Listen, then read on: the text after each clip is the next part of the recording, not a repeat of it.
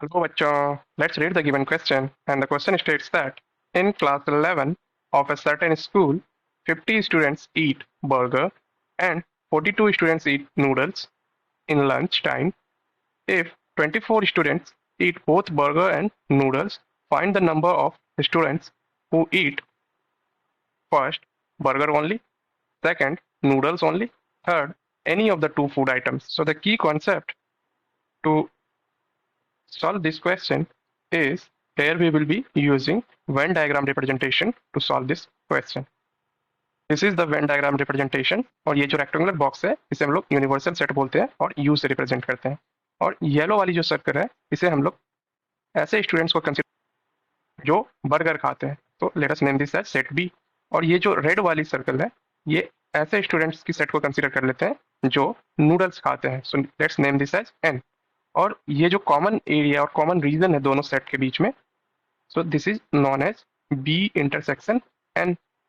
Basically ये जो represent करती है दैट इज वैसे स्टूडेंट्स जो बर्गर और नूडल्स दोनों खाते हैं नाउ लेट अस सी ये जो बर्गर वाली सेट है अगर हमें ऐसी स्टूडेंट्स फाइंड करनी हो लाइक जो सिर्फ बर्गर खाती हो तो ये जो बी वाली सेट है इसमें ये अगर हम लोग कॉमन एरिया जो है इसको हम लोग रिमूव कर दें तो हमें ऐसे स्टूडेंट्स मिलेंगे जो सिर्फ बर्गर खाते हो तो यहाँ पे हम लोग इसी कॉन्सेप्ट का यूज करेंगे और इस क्वेश्चन को सॉल्व करेंगे तो लाइक नंबर ऑफ पीपल और students who eat burger only will be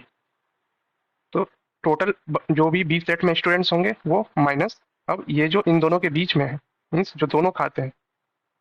that is number of students who eat burger and noodles. So B intersection. And similarly, number of students who eat noodles only.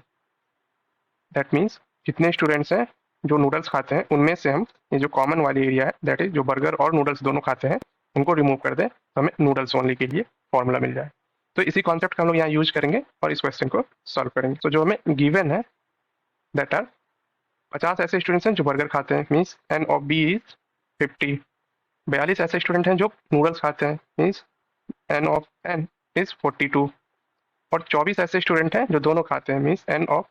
D intersection N is equal to 24 तो अब first part में जो हमें find करनी है that is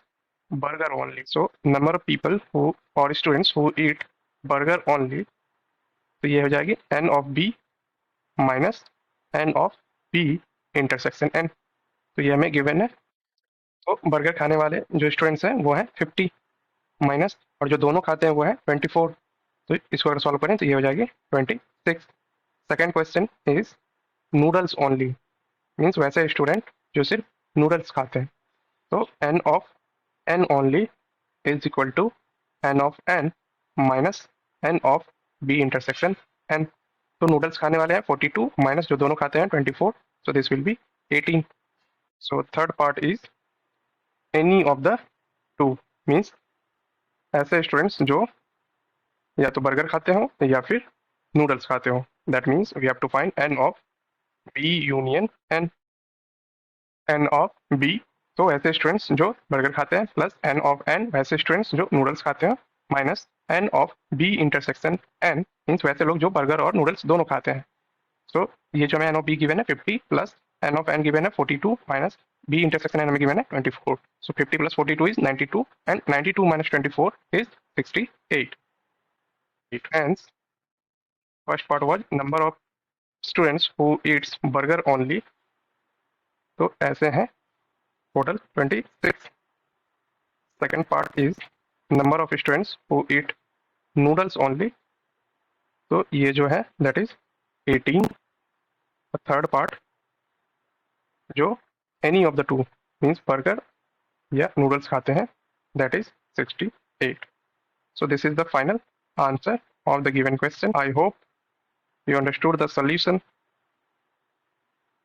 best of luck thank you